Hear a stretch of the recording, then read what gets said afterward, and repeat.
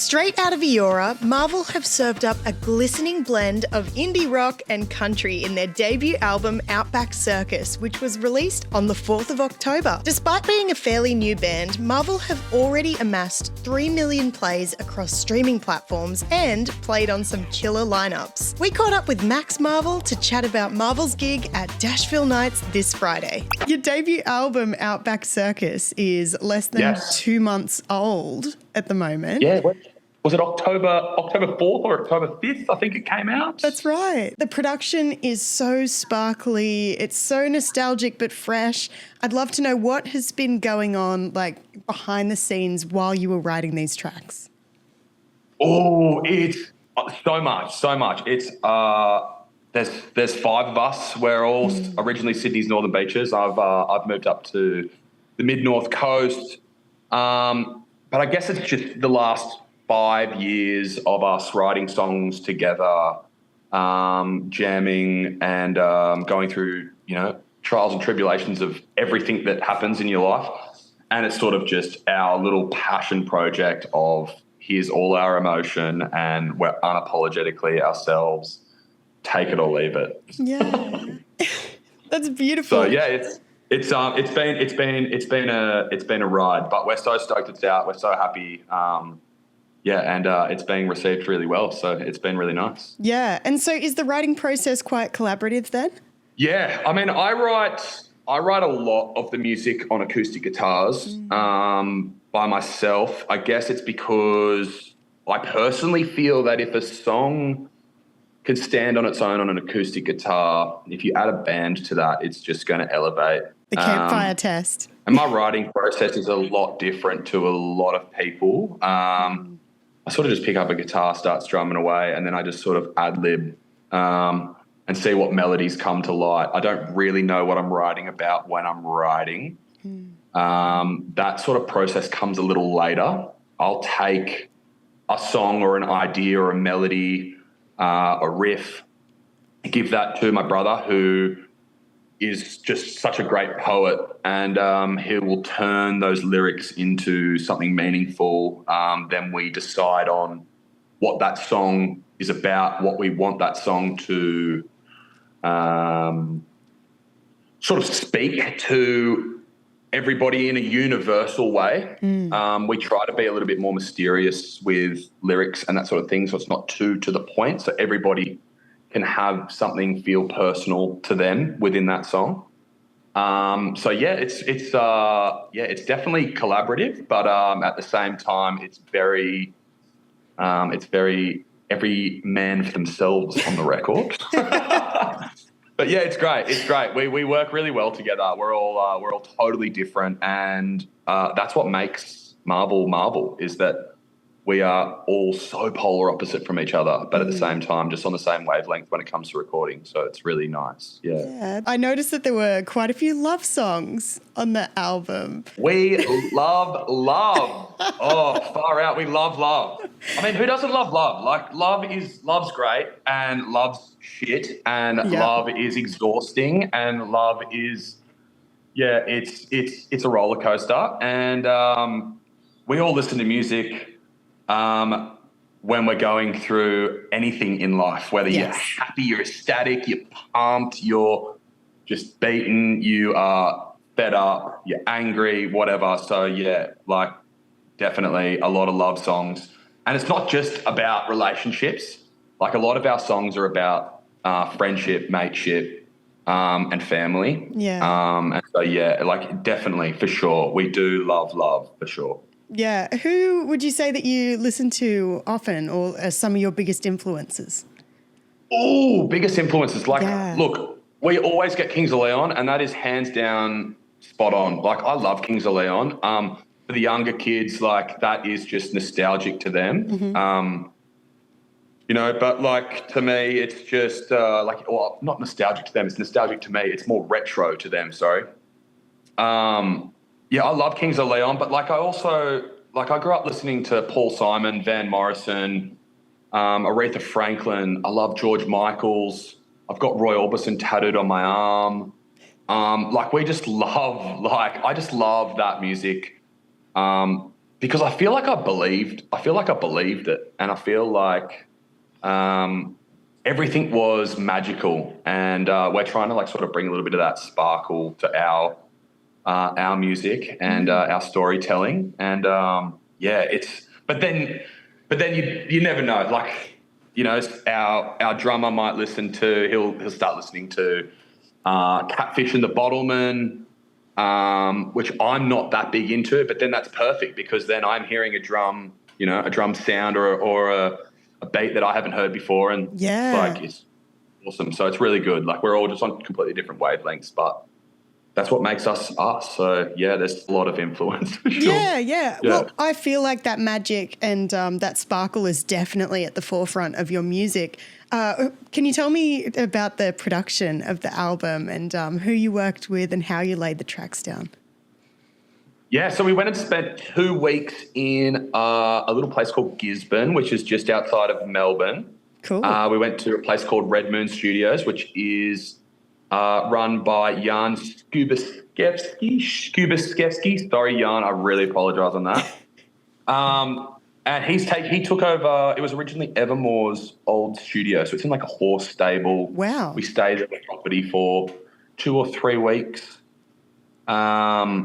And sort of just for the first couple of days, we did a little bit of pre-production, but spent a little bit more time writing and jamming the songs out, and sort of ad-libbing a lot. And then, just laid everything down, drums, bass, guitars, fights in between, vocals, late nights, and then sat on that for about 6 or 7 months before we sort of really decided that these are the songs that we want to go ahead with. Then mixed and mastered, and then what feels like an eternity later, it came out. So it was a really long process, but we weren't in a rush to put something out. For us, debut album was pretty important. Yeah. And but now that it's out, I mean, it's like it's been out for like a month or two, and we're like, can we hurry up and do the next one? And we're ready to go. So it was a trialing time, but we're very happy that it's out. Yes. Were there many songs that didn't make it on the final track list? There was one. There was just one. It's a song called Hurricane. Yeah. We love the song, and I think the song's great. The recording just didn't do it justice. It's such a live song, and we couldn't create that energy, and so we thought, let's not put it out. It's a great song. It deserves to be heard the way that we envision it being heard, so we sort of left that one off. But who knows, it might be on the second album, so look out for that, Hurricane. Yeah, fantastic. I can't wait to hear that one. Now, this Friday night, you're coming back to Dashville to play Dashville Nights. We're so excited to have you back. I'm so excited. What do you love about Dashville and playing there?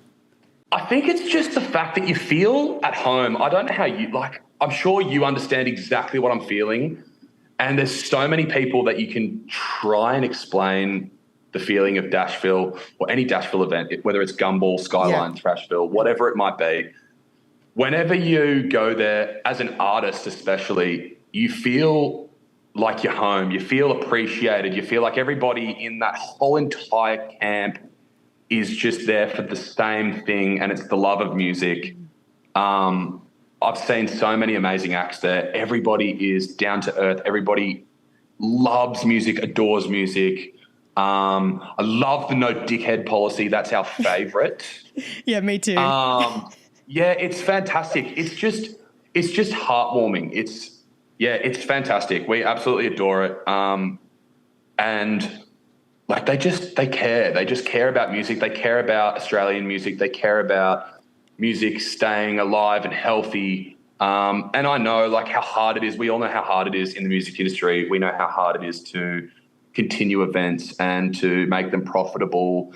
And a lot of the time it's just not the biggest issue for anybody at Dashville. It's just about getting community together, having fun, listening to music, And every single person I've seen play there just blows my mind. Vaudeville smash. Yes. But I was That was like, intense. oh my gosh, we saw them, and like after our set, I'm just standing there watching it, and all of a sudden we're all doing like all these dance moves and stuff. It was just like, what is going on? And it's just like, it's infectious. So anybody who's listening, if you haven't been to a Dashville event, like heads up, you need to go, and it's going to change your life. So yes. Yeah. And if you want to get to any in particular, you should definitely get out this Friday to Dashville Nights. Yeah, absolutely. Yeah. Absolutely. Do you have anything up your sleeve for this Friday, the performance? Yeah, we're playing a lot off the new album, which is very exciting. Cool. And then I think we're going to do a little bit of maybe like a little encore with all three bands. But no way. I don't know. Maybe might have to come. Yes. Might have to come. Might see what happens. But yeah, so excited. It's going to be fantastic. I'm really pumped. We're all really excited. Can't wait. Johnson City, super excited to see Dan and the boys, and Holiday Mystics all the way from Tassie. Yeah. Fantastic. Super obsessed with them at the moment. I think they've just been over in Europe. So that'd be really cool to hear their stories and sort of see what they've been up to. But, yeah, it's going to be fantastic. Yeah. And, yeah, super pumped. And so now you have this debut album out. What are your plans post Dashville Nights? Are you going to head on tour or what's happening? I mean, we are doing a little bit of a tour. We started planning the tour. It's going to be through January, February, March. Awesome. You know, going sort of north, south. We'll probably head up Brunswick Heads, Byron, that sort of way, Northern Rivers. Head back down to Melbourne. Melbourne's always fantastic. But we'll see. I think we're picking and choosing a little bit just because of the cost of touring. And what's more important to us is sort of releasing music and creating music, and in a really difficult music industry, when you are an independent and you're trying to find ways of moving forward, the one thing that everybody tells you to do is content. But if you're a muso, that's making music for us personally. And so I think that's what we're going to focus on. We're going to do a couple of shows, but yeah, mainly sort of just start writing music and recording music and putting music out for free, so that everybody sort of just, you know, gets to listen to us more, and then hopefully that snowballs and you can come out and watch a show. Yeah. And now before I let you go, I'd love to know what's behind you. What is this gorgeous like gumnut baby painting artwork? Oh, I did this painting. This is my painting. This is yours? No way. Yes, it is. Yeah. Take us through it. I love Tell painting. us about it. Well, it actually started off, I was going to paint a Marlboro cigarette packet. Beautiful. And I thought, that's gross to hang on the wall. So I sort of just stopped and I sort of just let my mind go wild. But I love anything nostalgic. And so when I paint, I sort of just add little things that come to my mind or rip off other artists. So it's for me and I love it. And I do a lot of painting. So I'm so glad you like that. That's really nice. Thank you. It's beautiful. It's so cool. I'm a big fan of the gumnut babies. They're just very nostalgic, as you said. I'll paint you one. I'll paint you one, Bond. Oh my gosh! I'll get one for you. That's too kind. That's way too kind. I'll make one for you. No, thank you. And do you paint often? Yeah, I paint often. Yeah, it's like I'm so creative. So every time I'm writing music and it sort of gets a little bit too painful, I just switch. Yeah. I'm going to paint today. That's going to be my outlet. That allows me to come back to music. So yeah. I'll bring you something. I'll bring you something special. Amazing. Well, look, thank you so much for spending some time with us today. I can't wait to see you again at Dashville this Friday night. And seriously, congratulations on Outback Circus. It is a beautiful album. The production's amazing, and I can't wait for more people to hear it. Thanks, Bon. I appreciate it. Thanks for being a shining light in our little industry. I appreciate you. Stop it. Thank you. That's so sweet. It's so nice to meet you. You're welcome. Lovely to meet you too. Yeah. I'll see you on Friday. Absolutely, you will.